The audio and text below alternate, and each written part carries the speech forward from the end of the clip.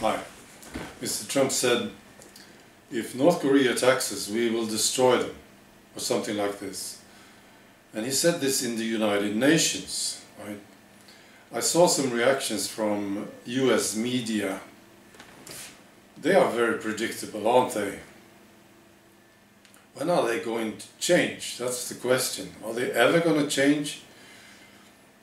Yeah, because they said, well, he's an awful person, what a terrible thing to say, and so on. And we had reactions here too, in Sweden, but it's not like it used to be. I think Sweden is slowly starting to approve of Mr. Trump. I was watching a debate this morning on TV. There was a TV host, and then there were three people supposed to discuss certain topics, right? And the TV host said, what about this speech by Mr. Trump? Wasn't it awful, right?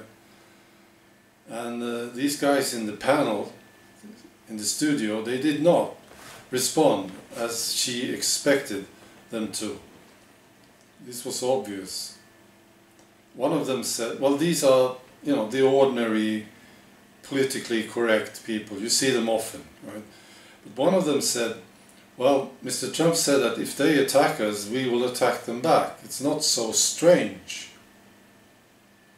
And another one said, we can't expect Mr. Trump to talk the way our Swedish politicians talk, right? Like, for instance, our PM or our foreign minister, very mild, diplomatic kind of thing.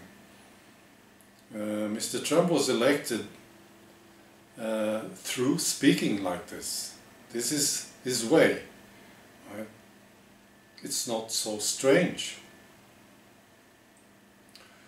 And the TV host, she was sort of embarrassed by this, offended even. She said, well, can't we question Mr. Trump's speech, right? I said, yeah, of course, but I mean, it's not such a big deal. It was beautiful. I also want to tell you about Denmark. They have this ongoing debate about parallel societies. And there's an interview with the Prime Minister, Lars Løkke Rasmussen. And he acknowledges that Muslims have taken control over parts of Denmark. That's right. He's concerned that there are places in the country where the state is unable to maintain law and order. This is a quote from him. We get the shorthand and bounce back and forth. One day we have a burqa debate, and the next day a debate about Muslim schools. The air is filled with easy solutions. Yeah. And I think we have to try to rethink this, based on an open recognition that we have these parallel societies. Yeah, this is very, very good, and it could prove to be very important. We have a much more healthy debate going on in Denmark now. That's what I think. Yeah, and they are ahead of Sweden. They're in the media, when it comes to media.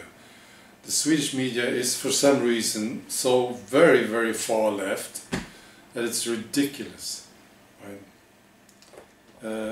Citizen-wise, we are very similar, I think.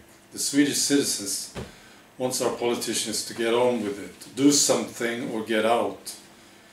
Yeah. And in Norway we also have a much more healthy debate.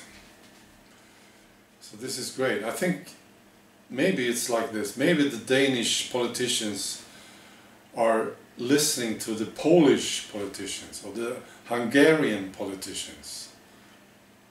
Maybe this is coming up via Denmark up to us here in Scandinavia. Yeah. And the source is probably Viktor Orban. Maybe, you know. He's the same guy down there speaking the truth, and now the Danish politicians are starting to listen. I don't know. Would be nice, wouldn't it? Okay, that's it. Bye.